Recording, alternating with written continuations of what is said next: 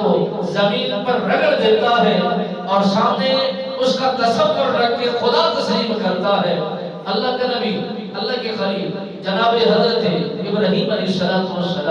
کوئی امتی نہیں تھے، کوئی قاصد اس طرح کے نہیں تھے جو خوف اور غم کے اندر مبتلا ہوتے ہیں۔ اپنے پوری جرأت کے ساتھ، جذبے ایمان کے ساتھ، حرارت کے ساتھ اور بہترین کامل یقین کے ساتھ جب وہ بادشاہی محل میں داخل ہوتے ہیں، آپ نے سجدہ نہیں فرمایا۔ سارے لوگ متوجہ ہیں، ساروں کی نظریں اللہ کے خلیل پر ہیں، وزراء بھی ہیں، مشیر بھی ہیں، عوام الناس چھوٹے طبقے کے لوگ بھی ہیں اور امیر گھرانے کے بھی ہیں، مالدار بھی ہیں، فقراء بھی ہیں، مساکین بھی ہیں، سب کے سب موجود ہیں، مگر آپ نے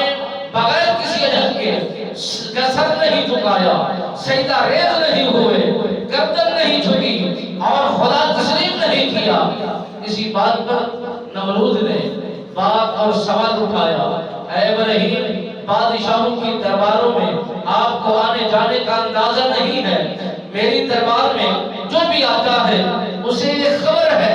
کہ کس انداز میں آنا ہے اور کس طرح جھکنا ہے، کس طرح سجدہ کرنا ہے۔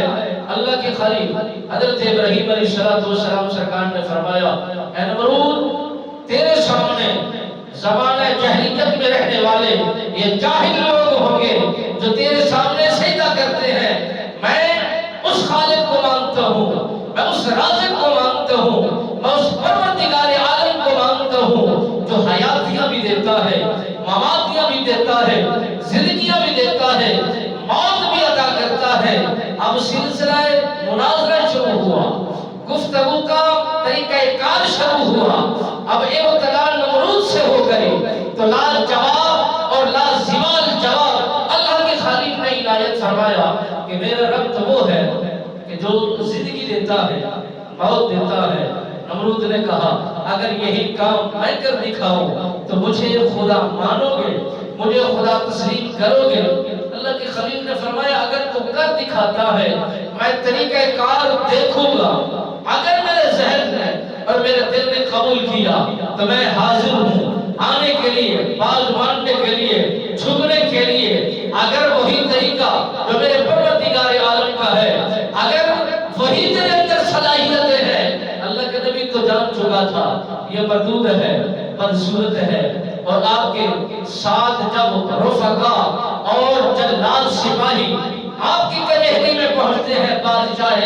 وقت کی کچہری میں، حضرت ابراہیم علیہ السلام سرکار نے اس کے چہرے کو دیکھ کر سب سے پہلے یہی سوال کیا، یہ کیسا مردود خدا ہے جو بنانے والا ہے، یہ بدصورت ہے، جو بننے والا ہے بڑا خوبصورت ہے۔ بنانے والے میں عیب پایا جاتا ہے، بننے والا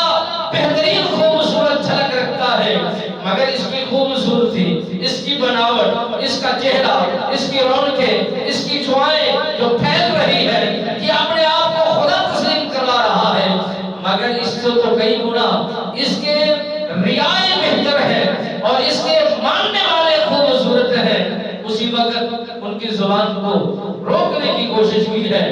اگر آپ نے یہی جملے بولتے رہیں گے اور زبان کو دستک دیتے رہیں گے تو پھر یاد رکھیے یہ جبار ہے، یہ ظالم بھی ہے، قہار بھی ہے، اور یہ بہت بڑا ظلم کرنے والا بادشاہ بھی ہے، اور آپ کو کڑی سے کڑی سزا بھی سنا سکتا ہے۔ حضرت ابراہیم علیہ السلام سرکار نے فرمایا، میں اس کے جبار ہونے سے نہیں ڈرتا، یہ جابر جتنا بھی بن جائے، ظالم جتنا بھی بڑھ جائے، اپنے آپ کو خدا جتنا بھی کہلوا دے، مگر میں حق کا بھیجا ہوا، حق کا سچا